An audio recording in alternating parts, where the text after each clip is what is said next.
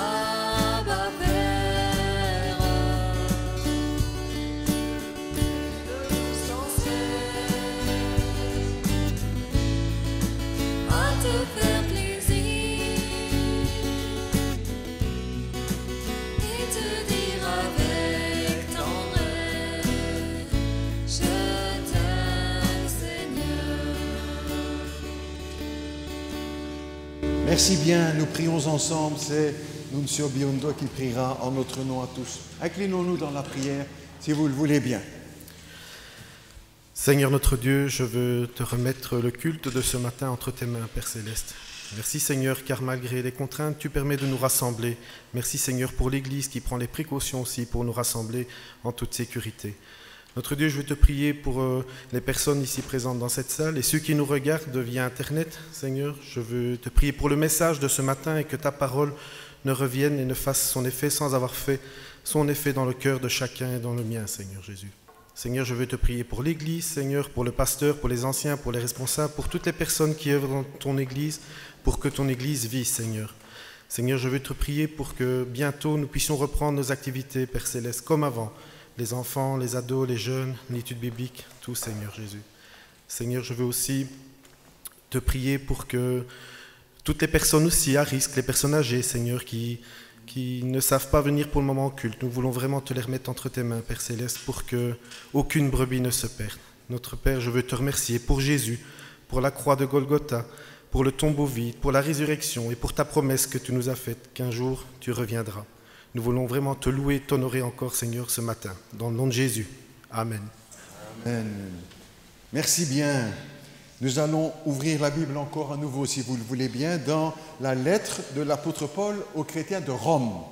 Donc, l'épître aux Romains, la lettre de l'apôtre Paul aux chrétiens de Rome. Et dans le chapitre 11, Romains 11, donc on est là à la fin de 3 chapitres que l'apôtre a consacrés à Israël et le plan de Dieu au travers d'Israël. Malgré ses obéissances, malgré les temps difficiles de ce peuple, le Seigneur prolonge son œuvre et la continue à travers de ce peuple.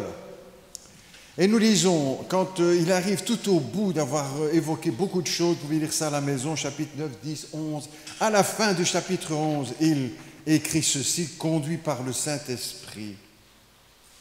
Ô profondeur, verset 33, ô profondeur de la richesse, de la sagesse, de la science de Dieu, que tes jugements sont insondables et tes voies incompréhensibles, car il cite un texte de l'Ancien Testament. Qui a connu la pensée du Seigneur?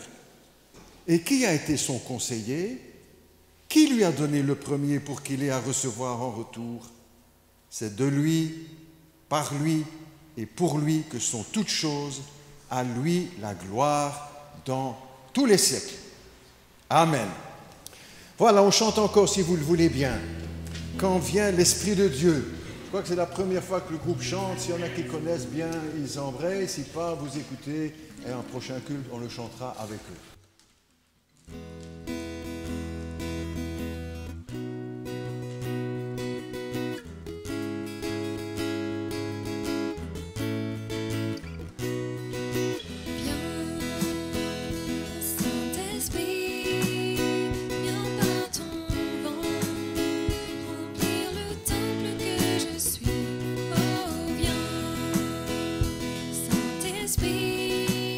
Souffle puissant, guise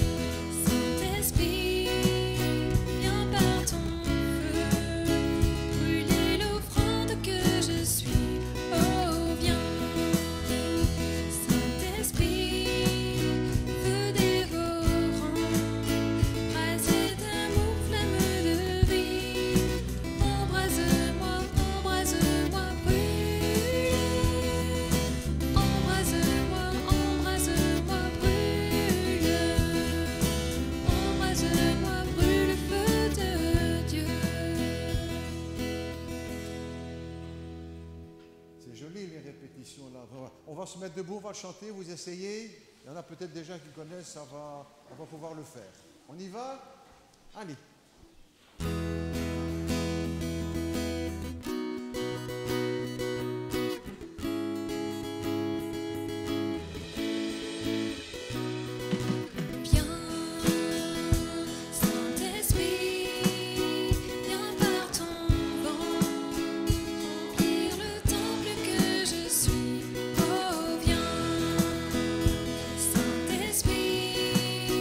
Souffle puissant,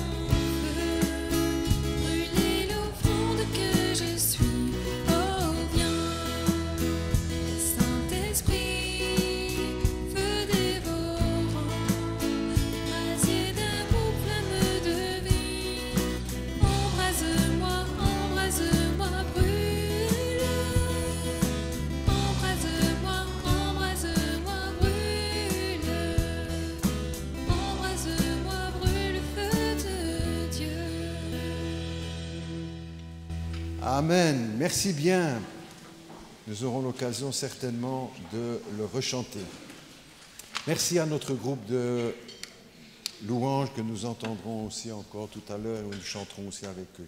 Nous prions ensemble maintenant, si vous le voulez bien, avant de partager la parole du Seigneur.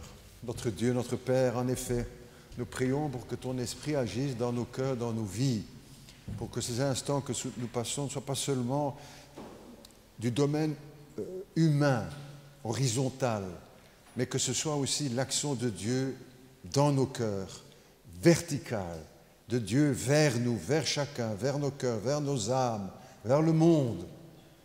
Merci Père Céleste parce que tu nous as donné ton Fils, mais aussi le Saint-Esprit pour nous conduire dans toute la vérité, pour nous rappeler les paroles des prophètes, du Christ, des apôtres, et pour nous accompagner, nous aider dans notre vie de prière.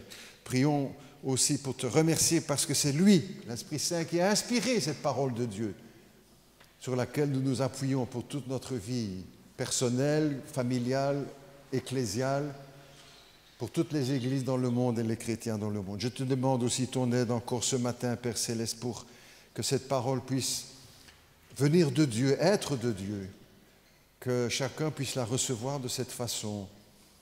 Donc, accorde-moi ton aide pour le faire avec simplicité, avec clarté, pour que tout le monde comprenne, que personne ne ressorte en ayant compris la moitié ou un petit peu ou le trois quarts. Ta parole, c'est la vérité. Nous avons besoin de toute la vérité. Accorde-moi de le faire avec courage aussi, en osant dire ce qui doit être dit, avec amour, avec humilité, mais avec conviction aussi, et avec l'Esprit Saint. Et que chacun de nous puissions être bénis par cette parole prêchée. Ceux qui sont ici présents dans la salle et tous ceux qui suivront le culte, qui le suivent maintenant en direct sur leur écran à la maison. Notre Dieu, nous tendons les mains vers toi et te demandons ta bénédiction au nom de Jésus. Amen. Encore un texte que nous lisons, si vous le voulez bien, qui servira alors vraiment de base à la prédication, le reste aussi, mais le psaume 139. Ah, tout de suite se disent, oh là là, ça c'est un des plus beaux. Le psaume 139, si vous le voulez bien, presque à la fin du livre des psaumes, au milieu de la Bible, le livre des psaumes. En fait, au départ, c'était des cantiques, des chants, on a gardé juste les paroles, enfin pas nous, les traducteurs bien sûr, et les historiens de la parole de Dieu. Le psaume 139, donc, nous lisons maintenant, si vous le voulez bien. C'est un psaume de David, le roi d'Israël. Et voici ce qu'il écrit, conduit par le Saint-Esprit. Éternel, tu me sondes et tu me connais. Tu sais quand je m'assieds, tu sais quand je me lève. Tu pénètres de loin ma pensée. Tu sais quand je marche et tu sais quand je me couche. Et tu pénètres toutes mes voies.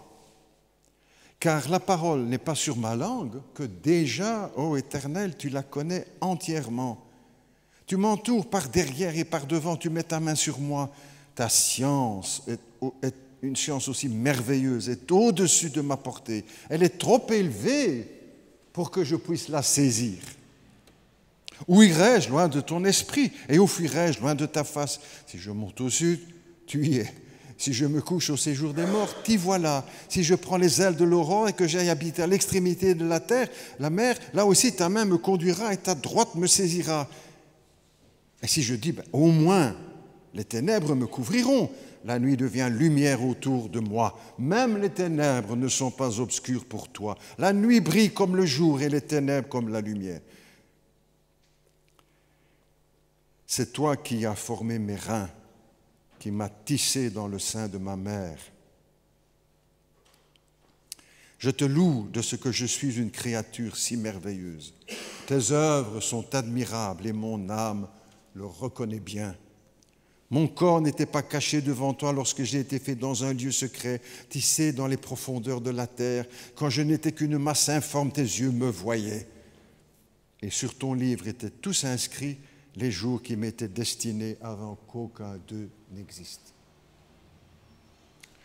Que tes pensées, ô Dieu, me semblent impénétrables et que le nombre en est grand. Si je les compte, elles sont plus nombreuses que les grains de sable. Je m'éveille et je suis encore avec toi. Nous passons au verset 22. 23, la dernière prière, « Sonde-moi, ô Dieu, et connais mon cœur. Éprouve-moi et connais mes pensées. Regarde si je suis sur une mauvaise voie et conduis-moi sur la voie de l'éternité. » Jusque-là, notre lecture, si vous le voulez bien. On est ici au cœur de la foi avec le psaume 119, les autres textes aussi, bien sûr, hein, mais d'une façon particulière, c'est ce que nous allons essayer de voir. Nous sommes en pleine confiance. Il y a d'autres psaumes où le psalmiste David sont dans la crainte, dans la peur, dans l'hésitation, dans les combats, dans les luttes, dans la maladie, malgré qu'il était le grand roi d'Israël. Il a connu ces choses aussi comme nous. Ici, dans la foi et dans la confiance. Et je vous propose comme titre pour ce matin la prédication, « Dieu est si grand et moi si petit ». Dites, mais ça c'est le titre d'un film, pasteur. Oui, oui. Je me souviens, bien longtemps, je crois qu'on était encore au boulevard Thiroux, donc ça remonte un petit peu. Je voyais les autocars, les bus de la ville qui passaient, avec le grand titre du film comme ça. C'est comme ça que ça m'a frappé. Je n'ai pas vu le film, mais bon, c'est pas grave. Le titre était vraiment biblique. Biblique, je ne sais pas si le film avait un caractère, c'est pas des chrétiens qui ont mis ça en place, mais voilà. Dieu est si grand et moi si petit. Ça, c'est la foi, n'est-ce pas? Ça, c'est le chrétien, la reconnaissance de la grandeur de Dieu et de notre petitesse.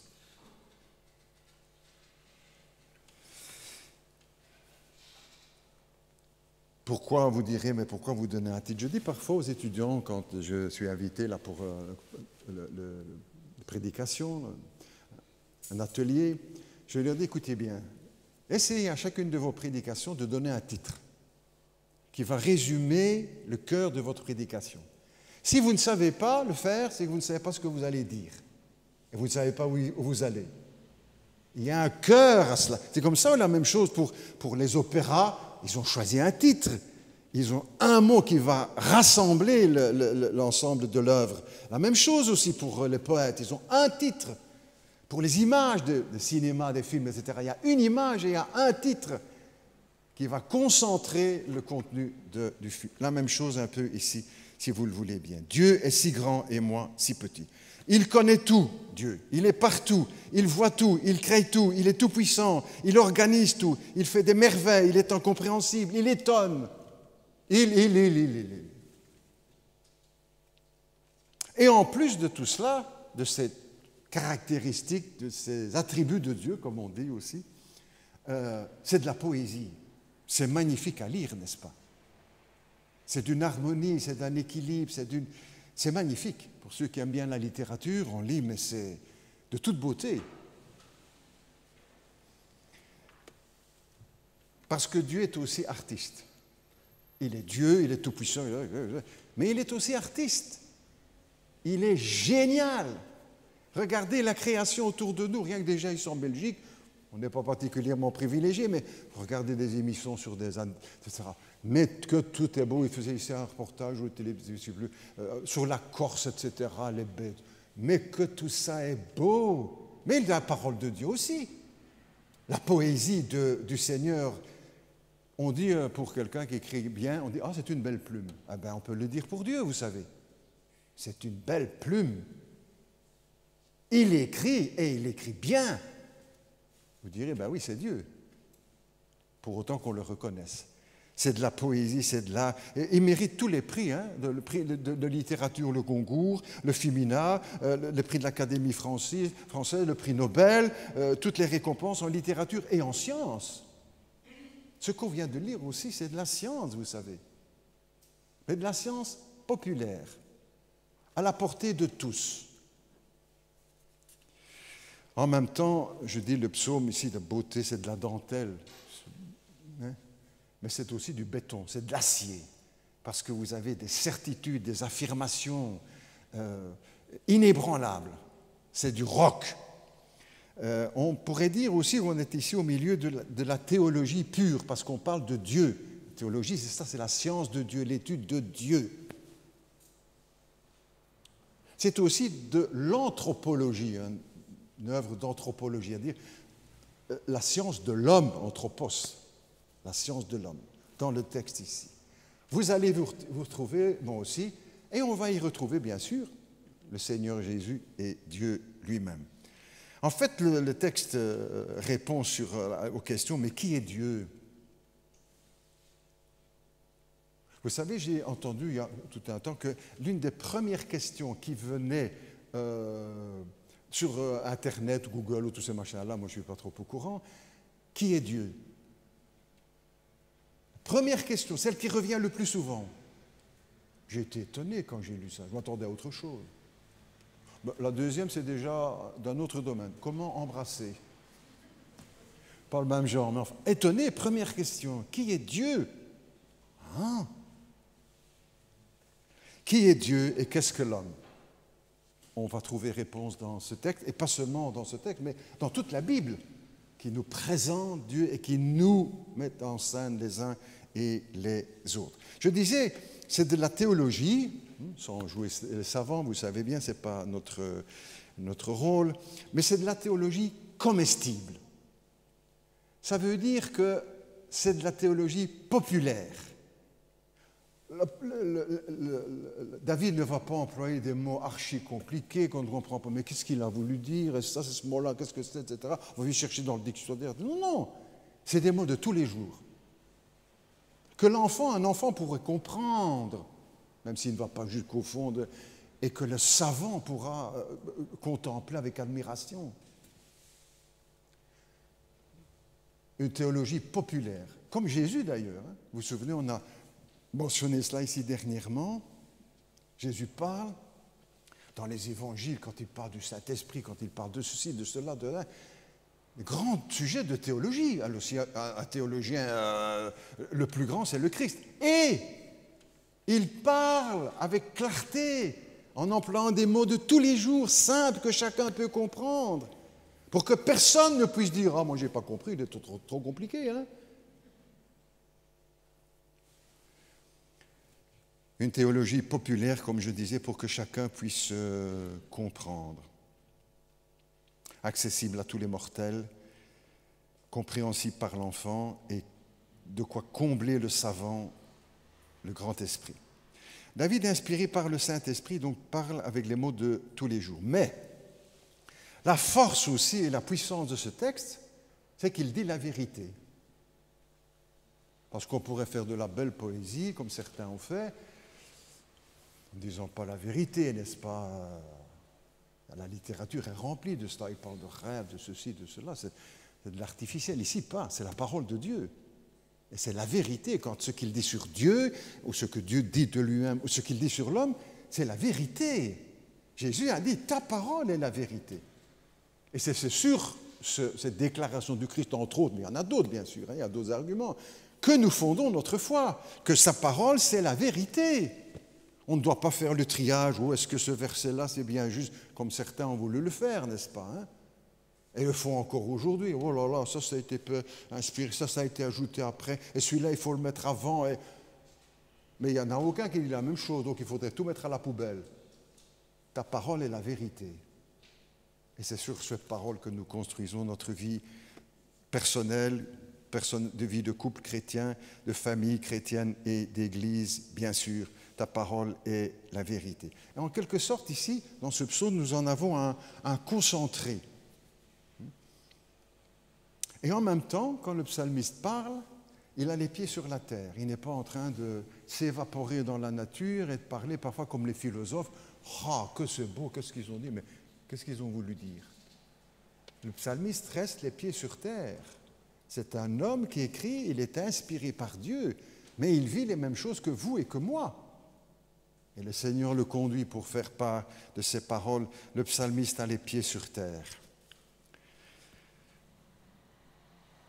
Pour connaître Dieu, qui est Dieu, cette fameuse question là que j'évoquais tout à l'heure, c'est dans la parole de Dieu qu'il faut aller chercher la réponse. Et pour connaître l'homme, se connaître soi-même, c'est aussi dans les Écritures. C'est le meilleur livre de psychologie au monde.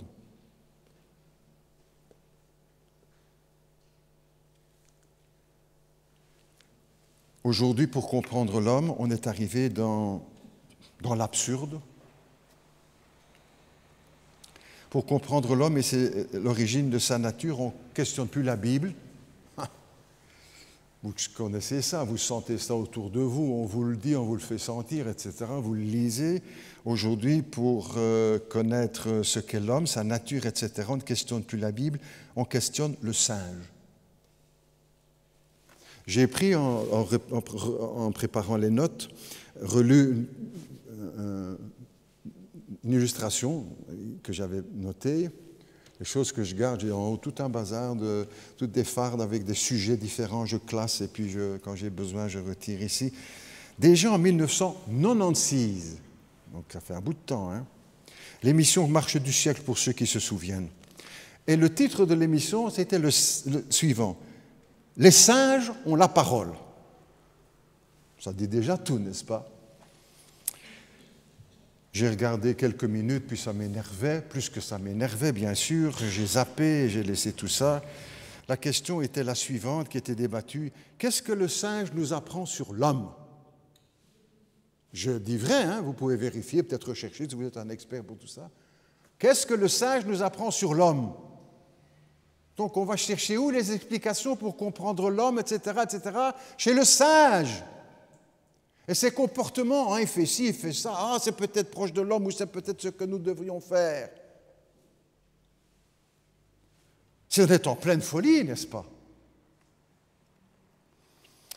C'est le singe qui est devenu la gloire de l'homme. Vive le singe, gloire au singe, merci au singe, heureusement qu'on a le singe. Que ferait-on sans le singe? C'était le thème de toute cette émission-là. Hein. La parole est au singe. Mais vous regardez encore aujourd'hui, ça c'est 96, vous regardez encore aujourd'hui des émissions, des reportages sur la nature, etc., etc. Vous trouvez la même chose, n'est-ce pas? Le même esprit, l'esprit du monde, antichrétien. Et au lieu de chercher auprès de Dieu, auprès de la parole de Dieu, l'explication au phénomène humain, on va chercher... On est en pleine folie, n'est-ce pas? L'apôtre Paul, conduit par le Saint-Esprit, qui écrit le texte il y a 2000 ans, dit déjà dans l'Épître aux Romains, au chapitre 1er, se vantant d'être sages, ils sont devenus fous. Ils ont changé la vérité de Dieu en mensonge. Ils ont adoré et servi la créature au lieu du Créateur qui est béni éternellement. Tu dis, mais ça a été écrit aujourd'hui dans le journal par un pasteur. Non, dans la parole de Dieu, il y a 2000 ans. Se vantant d'être sages, ils sont devenus fous.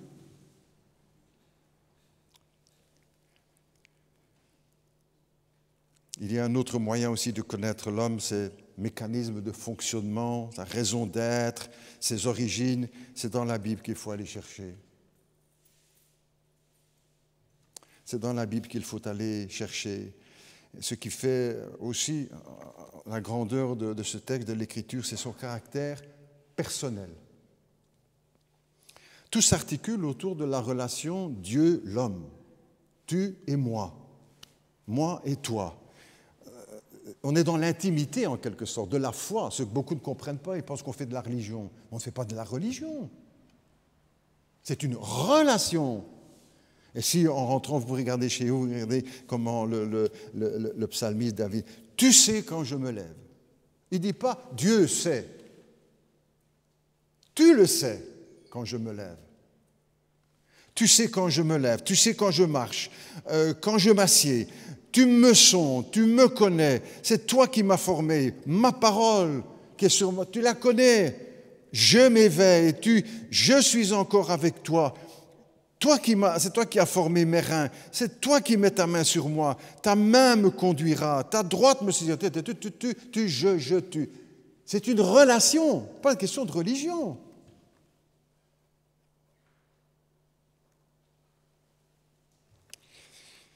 C'est ça la vie chrétienne. Et c'est ce qu'on essaie aussi de faire comprendre autour de nous à ceux qui ne la partagent pas. Hein, ils pensent qu'on fait de la religion, qu'on vient à l'église parce qu'on est obligé, qu'on lit la Bible, on est obligé, on doit le faire. Mais ils n'ont rien compris. Hein. Il faut les aider aussi. C'est pour cela qu'il ne s'agit pas de religion, mais de relation. Ce n'est pas seulement aussi quand David écrit, il dit « Il est grand, Dieu est si ». Il lui parle. En dialogue. Tu es grand, tu fais ceci, tu fais cela, tu m'entends, tu pardonnes, tu m'aimes, tu conduis, tu crées, tu es. Nous sentons, je crois, la différence les uns et les autres dans l'intimité de ce dialogue personnel.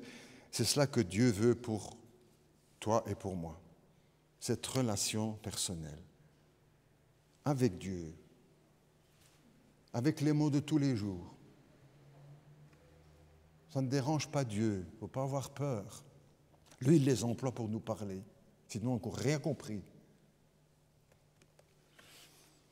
Jésus va dire et redire et faire lorsqu'il va mourir sur la croix, etc. À la résurrection, c'est que Dieu veut rétablir une communion avec nous, qui a été brisée ou qui est brisée par le péché. Il ne veut pas rétablir une religion, une relation personnelle. Jésus, c'est un sauveur personnel, ce n'est pas seulement un sauveur du monde, c'est un sauveur personnel. Et pour qu'il agisse dans nos cœurs, il faut qu'on le reçoive personnellement.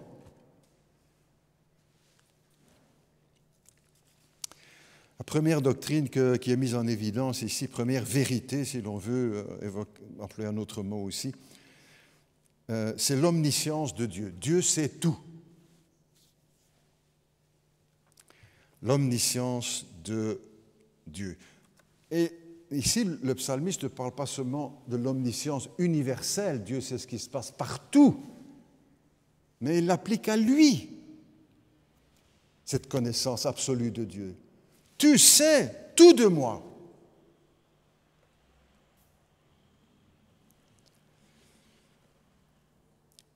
Tout ce qui est le plus commun, le plus banal en nous, en toi et en moi, j'espère que je ne choque personne, ça intéresse Dieu.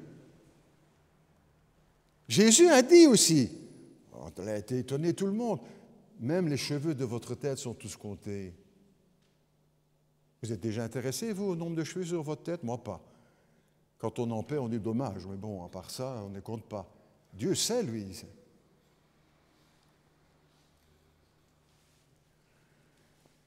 Il ne connaît pas seulement nos faits, nos actions, nos gestes, mais aussi notre pensée, ce qu'il y a dans notre cerveau, dans nos pensées.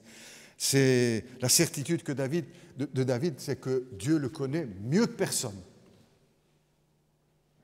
Qu'est-ce qui vous connaît le mieux? Pose la question, chacun répond pour soi. Qu'est-ce qui vous connaît le mieux à votre avis? Oui, on va dire en dehors de Dieu, hein, qui vous connaît le mieux. Votre épouse, votre mari, vos enfants, votre patron, votre docteur, que sais-je, un peu multiplier. Qui connaît le mieux? Mon épouse me connaît assez bien. Elle est là, donc je suis obligé de le dire. Elle me connaît assez bien. Mes enfants aussi. Hein, Ma mère me connaissait bien aussi. Mon père un peu moins, sans lui faire de reproches, n'est-ce pas? Sans lui faire de reproches. Mais Dieu me connaît mieux que personne. Vous direz, ah, mais moi je connais le pasteur. Oui, vous aussi, je sais bien, vous me connaissez. Un petit peu, un tout petit peu. Même moi, de moi-même, je connais probablement qu'un tout petit peu.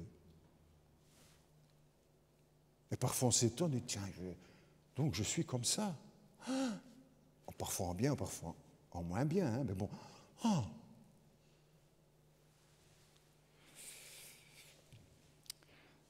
Dieu nous connaît mieux que personne. Même chose pour chacun de nous. On dira, oui, mais ça c'est David, le grand roi d'Israël, mais ce n'est pas seulement pour lui. Hein. C'est pour vous aussi, pour moi, pour chacun de nous. Et le sommet de cette omniscience, de ce Dieu qui sait tout, est exprimé dans ce texte-là, au verset « Ma parole n'est pas encore sur ma langue, que déjà tu la connais. » Pense un peu à ça quand tu rentres ou voilà, tu dis. Donc quand je parle, avant que je ne dise, Dieu sait ce que je vais dire. Tu ne comprends pas? Ben moi non plus. Et David non plus. Une science aussi merveilleuse est au-dessus de ma portée. N'essaie pas de comprendre. Essaie de le croire. parce qu'il dit la vérité. Mystère des mystères, la toute science et la toute connaissance de Dieu. Et en même temps, la responsabilité de chacun. Ce n'est pas lui qui me fait dire ce que je dis maintenant. Il le sait, avant que ça sorte de ma bouche, de votre bouche. Et tous on se dit, mais comment est-ce que c'est possible? Parce que c'est Dieu. Dieu est si grand et moi si petit.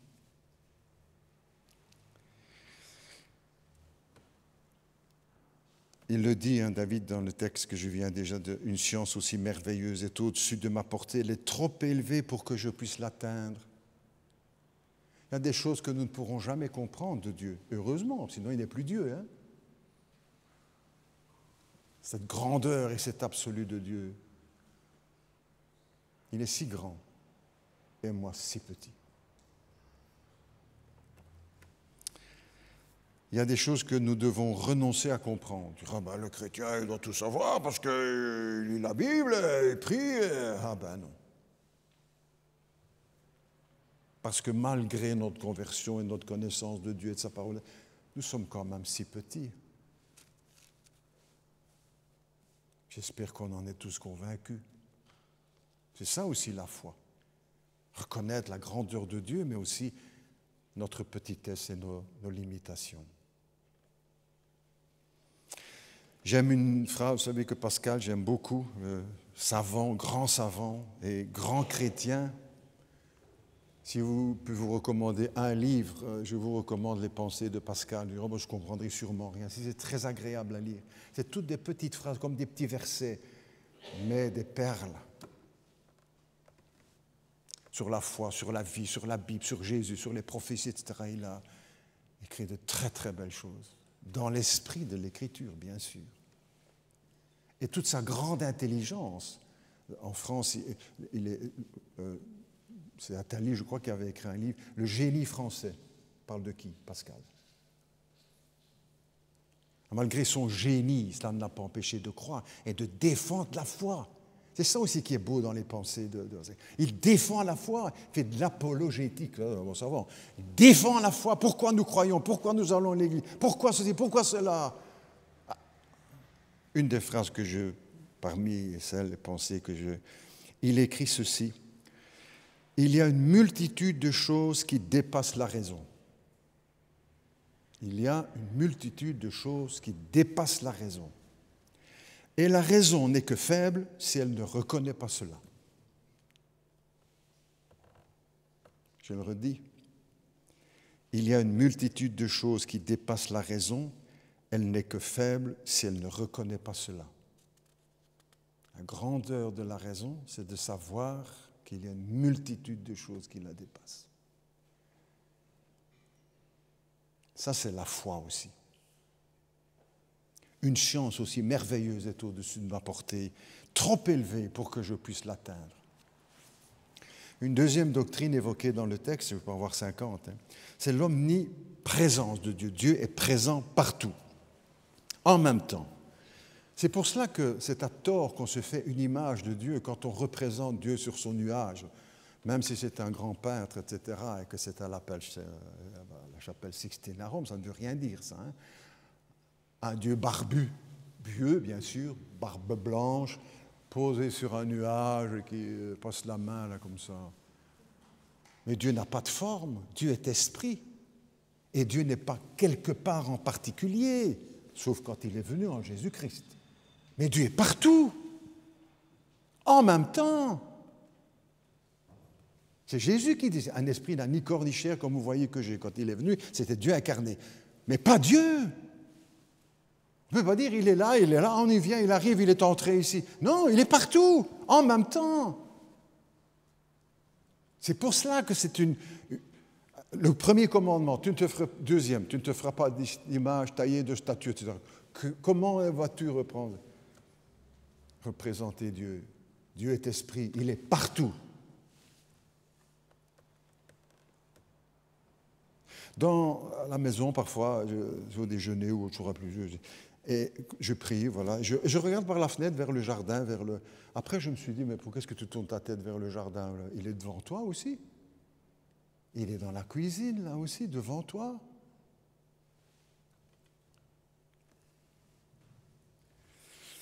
Il est présent partout, pas moyen d'échapper, de fuir devant lui, ni en haut, ni en bas, ni devant, ni derrière, ni dans la mort. Peut-être que vous connaissez ce magnifique poème de Victor Hugo. Il a écrit des belles choses, on l'a beaucoup blâmé pour ceci, ça, enfin soit, il a écrit quand même de belles choses, de très belles choses. Et entre autres un poème qui a pour titre « La conscience ». La conscience, il le représente dans tout son texte comme un œil, l'œil de Dieu. La conscience, c'est l'œil de Dieu dans nos vies, croyants ou incroyants. Et il explique aussi donc qu'il veut fuir Caïn. C'est l'histoire de Caïn en quelque sorte. Il a tué son frère, il veut fuir Dieu.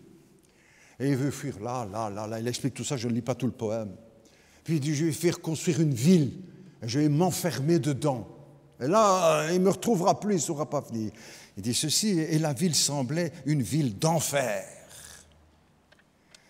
Ils donnèrent au mur l'épaisseur des montagnes. Et sur la porte, on grava « Défense à Dieu d'entrer ». Plus loin, il termine son poème en disant ceci. Alors Caïn dit « Je veux habiter sous la terre, comme dans son sépulcre un homme solitaire. Rien ne me verra plus. Je ne verrai plus rien. On fit donc une fosse, et Caïn dit, c'est bien. Puis il descendit seul sous cette voûte sombre, et quand il se fut assis sur sa chaise dans l'ombre, et qu'on eut sur son front fermé le souterrain, l'œil dans la tombe, regardez Caïn. On ne peut pas échapper au regard de Dieu. Nulle part. Et beaucoup se trompent quand ils pensent qu'en se détruisant dans l'incinération à leurs obsèques, Dieu ne les retrouvera plus.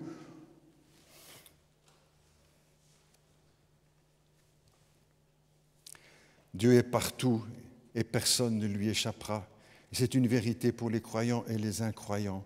Et nous devons faire attention à cette affirmation de la parole de Dieu.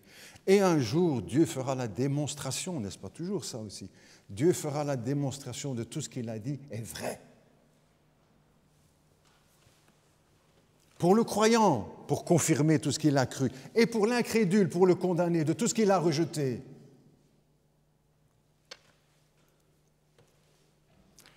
Troisième doctrine, courtement maintenant, Dieu le Créateur, toujours dans le texte, n'est-ce pas? C'est toi qui as formé mes reins. Dis pas seulement tu as créé l'univers, oui, l'univers, mais dans cette relation personnelle que j'ai évoquée tout à l'heure, c'est toi qui as formé mes reins, tu m'as tissé dans le sein de ma mère.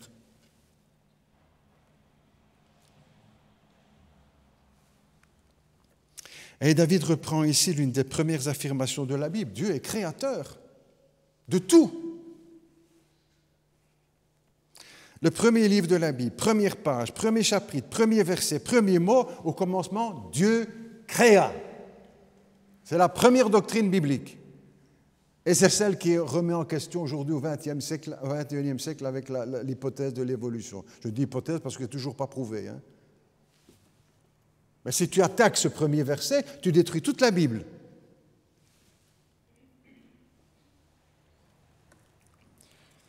Au commencement, Dieu créa les cieux et la terre.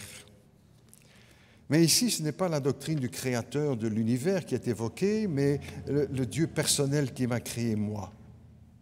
Moi, David, moi, Philippe, moi, Didier, moi, Franco, moi, Martine, moi, Léonidas, moi, Françoise, moi, Pierre, moi, André, moi, Albert. Excusez-moi si je n'ai pas cité votre nom. Hein. Vous êtes dedans aussi. Hein.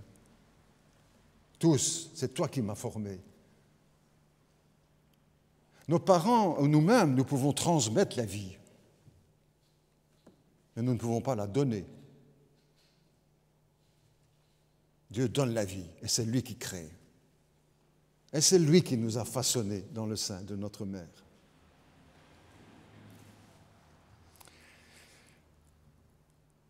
Comme quand je n'étais encore qu'une masse informe, tes yeux me voyaient. Bien avant l'invention de la radioscopie, des échographies, etc., Dieu nous voyait.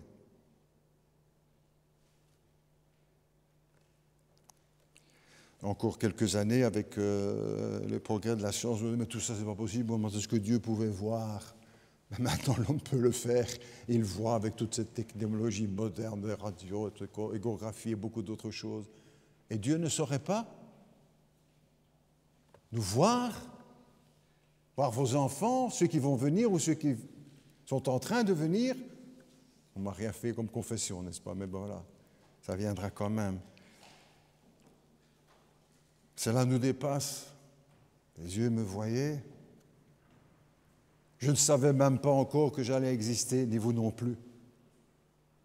Et vos parents non plus ne savaient pas, tout au début, je parlais à plus jeunes, c'était un petit garçon, une petite fille, ou des jumeaux, que sais-je. Vous ne savez pas la couleur de vos yeux, de vos cheveux, votre taille, votre caractère. Ah, mais rien. Dieu, oui. Je te voyais. Que tes pensées, David, on est étonné, bien sûr, on est dépassé, que tes pensées me semblent impénétrables. Dieu est si grand et moi si petit. Et notre société, sur cette observation de la cellule qui va devenir un enfant ou les cellules, notre société crache sur cette vérité de la vie de l'être humain dans le sein de sa mère. Qu'on le veuille ou non, l'avortement est un crime contre l'humanité.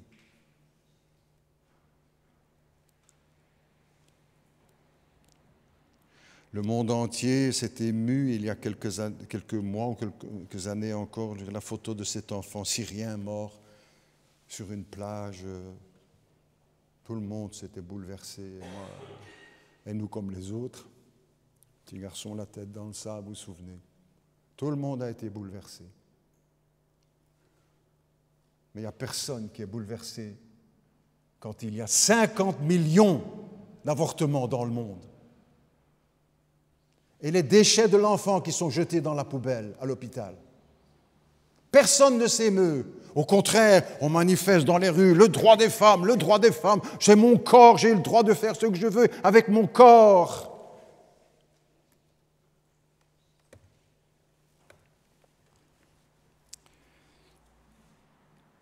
Les images de ces millions de fœtus déchiquetés, n'est-ce pas, qui sont jetés dans les poubelles des hôpitaux, aucune télévision ne vous les montrera jamais. Et la parole de Dieu nous dit avant que tu sois né, quand tu n'étais encore qu'une masse informe. Mes yeux te voyaient. Et sur mon livre était inscrit tous les jours qui t'étaient destinés. On va essayer de comprendre tout ça. Pas possible. Il faut croire. C'est la foi. Pas en n'importe quoi. David plonge dans la louange en terminant. Laissez-moi 2-3 minutes encore. Plonge dans la louange quand il termine. J'ai passé un paragraphe, vous avez vu, parce que cela concerne, ce n'est plus une pensée qu'on retrouve dans le Nouveau Testament, sur la poursuite des ennemis, etc. Mais à l'époque de David, c'était une question de vie ou de mort. Donc, il n'y avait pas la même dimension. Bref, courte parenthèse. Il termine en plongeant dans la louange. Je te loue de ce que je suis une créature si merveilleuse. Tes œuvres sont admirables, mon âme le reconnaît bien. Oui, le corps, l'univers est une création merveilleuse. Vous savez quel est le meilleur appareil photographique au monde? Vous direz, ah, c'est le mien, c'est le vôtre. Ah, vous avez peut-être le meilleur au monde, clac, clac, clac, clac. Le meilleur, c'est vos yeux. C'est vos yeux. La meilleure chaîne hi-fi au monde, c'est vos oreilles.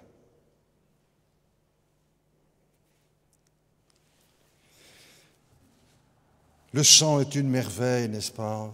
Des milliards, 25 milliards de cellules. Le globule rouge, 50 milliards qui fonctionne comme un petit moteur. Enfin, les spécialistes, les médecins, infirmiers pourraient mieux expliquer de tout cela. Des merveilles!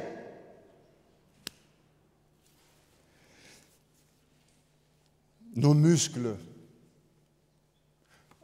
j'ai lu ça, 640 muscles dans notre corps. Vous savez combien de muscles travaillent quand nous marchons? On dirait, mes jambes, 200 muscles. 200 muscles. Je te loue de ce que je suis une créature si merveilleuse. Notre estomac, je ne vais pas faire un cours, c'est pas mon... Il y a plusieurs, quand nous avions reçu à la maison, avec la chorale le chœur d'homme de Vaux-sur-Seine, avec les musiciens, j'ai chanté avec eux quand j'étais là. Enfin, je chantais, j'essayais. Et il y avait dans la table avec nous, il y avait un jeune qui faisait de la théologie, qui avait fait pendant plusieurs années l'étude de la médecine.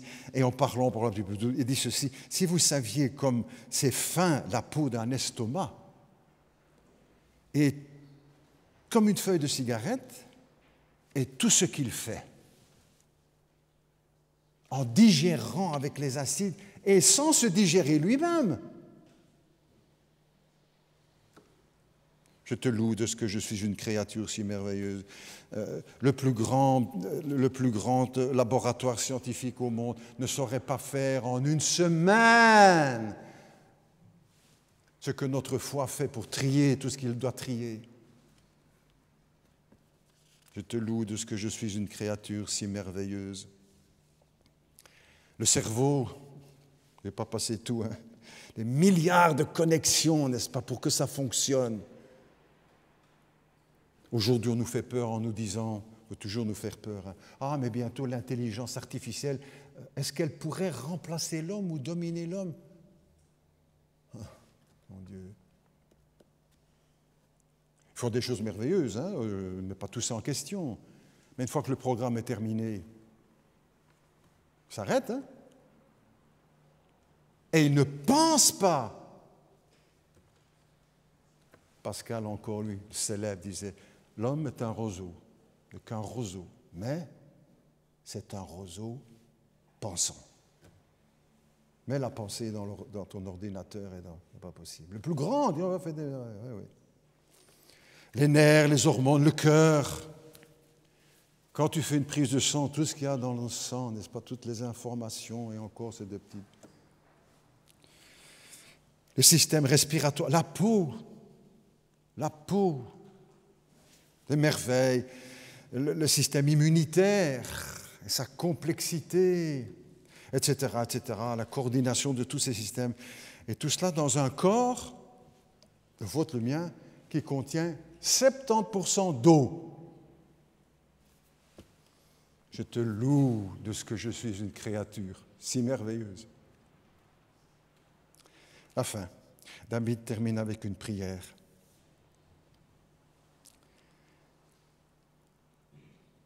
Sonde-moi et connais mon cœur. Regarde si je suis sur une mauvaise voie et conduis-moi sur la voie de l'éternité. Une prière pour nous tous aussi dans le Nouveau Testament. Regarde-moi, conduis-moi, dirige-moi. Si je suis sur une mauvaise voie, montre-moi et conduis-moi sur la voie de l'éternité. Cette prière de David dans le psaume 139, elle est exaucée par le Christ, par Jésus-Christ, le Fils de Dieu. C'est lui qui est la voie qui nous conduit dans la vie éternelle. C'est lui qui est la vie éternelle, le Christ, le Messie, celui que David aussi a annoncé dans plusieurs psaumes. Et c'est lui qui nous donne la vie éternelle, et c'est l'Esprit Saint qui nous accompagne pour nous fortifier sur le chemin qui est devant nous. Que Dieu bénisse sa parole, qu'elle laisse des traces dans notre cœur à chacun. Prions ensemble.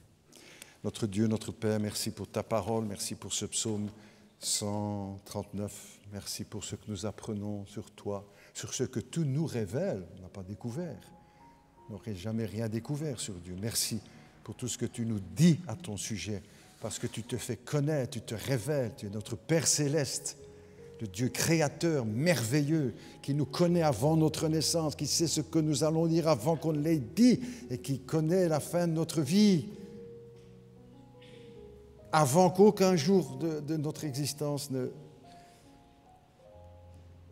Merci Père Céleste, donne-nous la foi pour accepter. Il y a beaucoup de choses que nous ne comprenons pas et il y a beaucoup de choses que nous ne comprendrons jamais. Et c'est pour ça que nous avançons par la foi.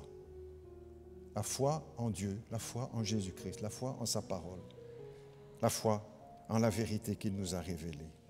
Et Père Céleste, merci parce que nous avons cette assurance, que cette prière de David est exaucée. Conduis-moi sur la voie de l'éternité. Mais c'est exaucé, le Christ est venu.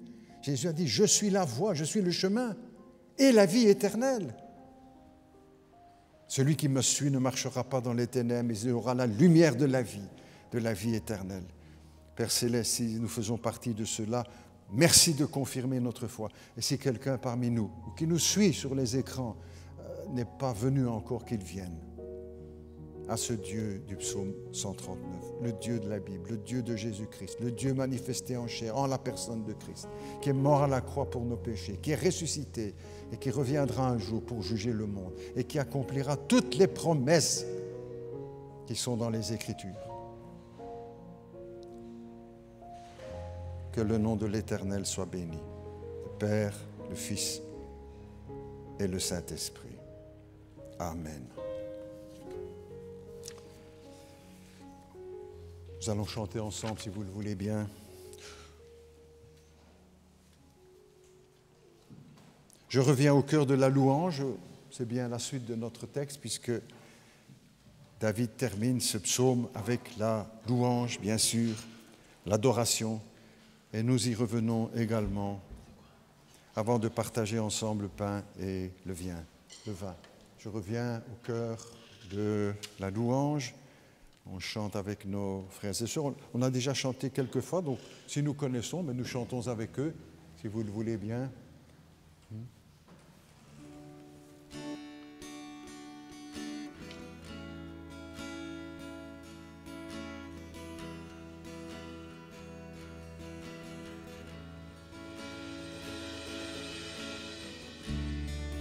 Le chant terminé, le rideau tombe, je viens simplement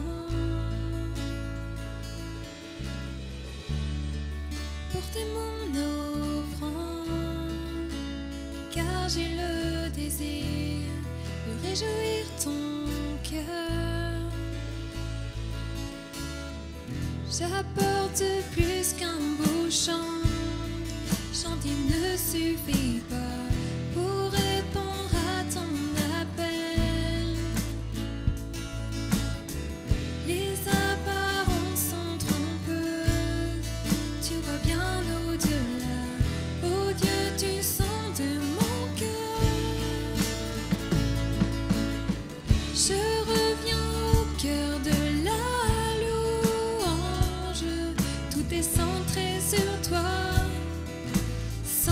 Sur toi, Jésus, oui, je renonce à tous mes faux semblants pour tout centrer sur toi, Jésus, roi d'éternité, qui peut exprimer ce dont tu es dit, bien que faible et je te donne tout, prends toute ma vie. J'apporte plus qu'un beau chant, chanter ne suffit pas pour répondre à ton appel. Les apparences sont trompeuses, tu vas bien au-delà. Oh Dieu, tu sens de mon cœur. Je reviens au cœur de la louange, tout est centré sur toi, Jésus. Oui, je renonce à tous mes faux semblants pour tout centrer sur toi, Jésus.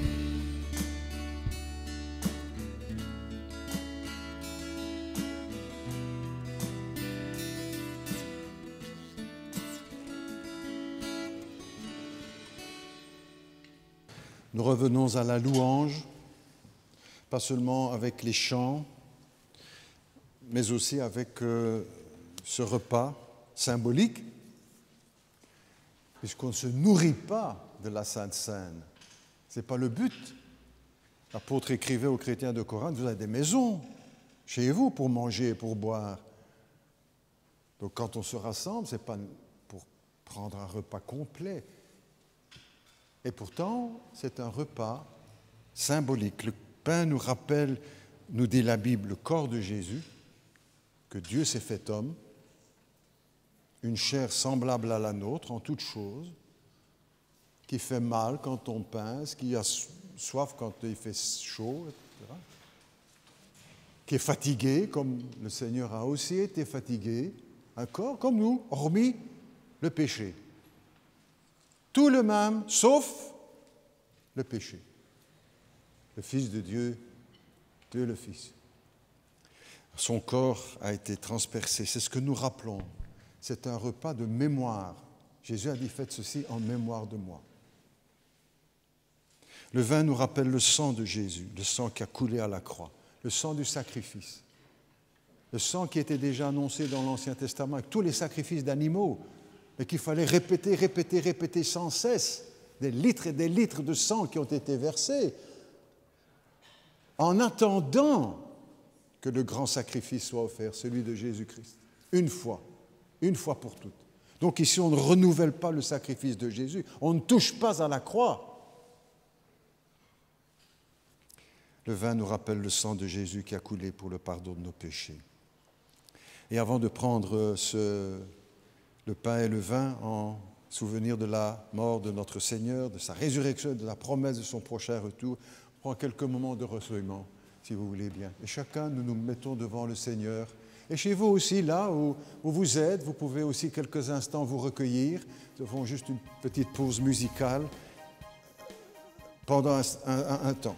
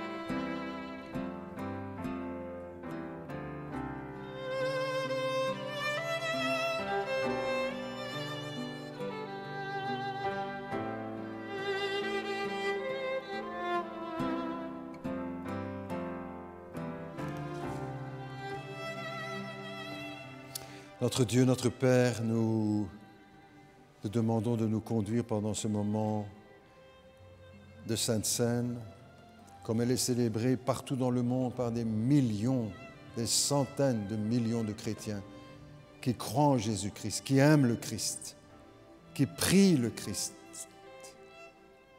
qui se souviennent du sacrifice du Christ, de sa résurrection et de la promesse de son retour.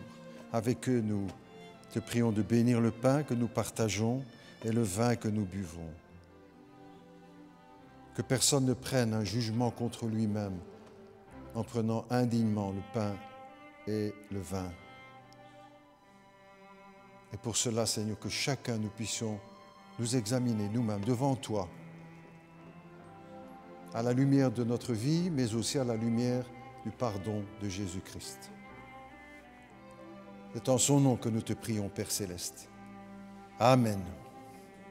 Je demanderai aux frères et sœurs qui participent de bien vouloir se lever. Chez vous aussi, dans vos maisons, vous pouvez participer. Si vous avez préparé quelque chose, je demanderai aux anciens de venir près de moi aussi pour le service. Si nous ne sommes bien aussi les accompagner. Stéphane, si tu veux venir avec nous. Tim, si tu veux aussi nous accompagner.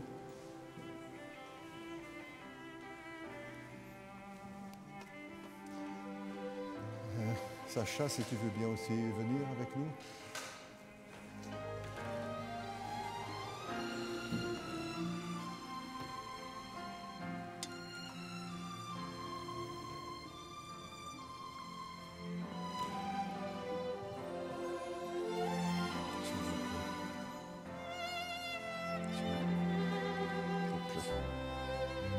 c'est trop fort.